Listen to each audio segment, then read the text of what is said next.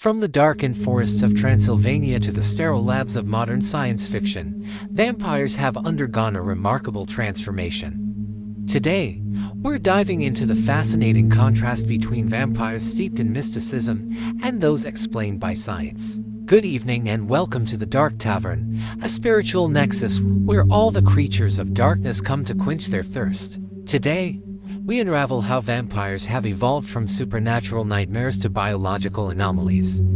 Are they creatures of ancient curses, or is there a rational explanation lurking in their veins? Now, without further delay, let's get into it. First, let's journey into the world of mysticism, the birthplace of the vampire legend. Rooted in folklore, these vampires embody fear of the unknown and the supernatural. They thrive on curses, ancient rituals, and the eternal battle between good and evil. Think Dracula the Dark Count from Bram Stoker's imagination. His power is a blend of dark magic, religious allegory, and primal fear. Crosses repel him, sunlight burns him, and holy water can destroy him. These are not just rules but symbols of a world where faith and mystery govern the balance of life and death. These vampires are often tied to religious iconography and moral lessons.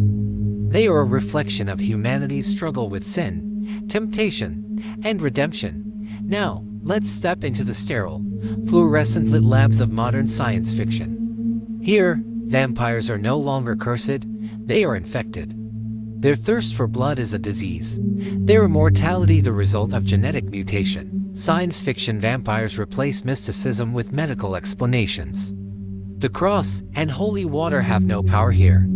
Instead, it's UV light and antiviral serums that come to the rescue. Shows like The Strain and movies like Daybreakers explore this scientific angle. Vampirism becomes a metaphor for epidemics, genetic engineering, or even humanity's darker impulses to dominate and exploit. So, why the shift? Why have vampires moved from the realms of mysticism to the labs of science? The answer lies in cultural fears and the stories we want to tell. In earlier centuries, the supernatural provided a lens to explore the fear of the divine, the unexplained, and morality. Today, our fears center around technology, pandemics, and the ethics of scientific discovery. Mysticism is timeless, tapping into fears that are primal and universal. Science, on the other hand, is timely, adapting to the anxieties of each generation. Together, they show us not just what we fear but how we've changed as a society. So, what do you prefer, the allure of the mystical vampire or the grounded, scientific explanation?